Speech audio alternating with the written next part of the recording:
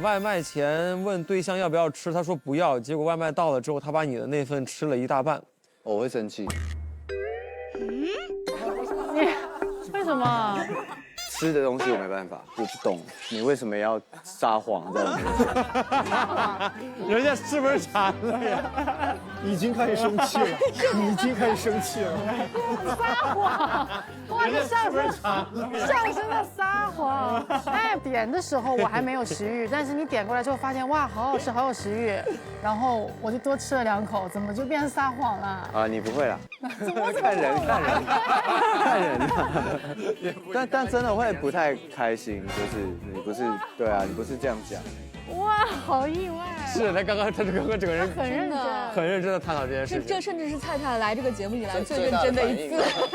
啊，我不行，吃的我不行，那这样。对，吃的没办法。哦，你真的护食哎，有点。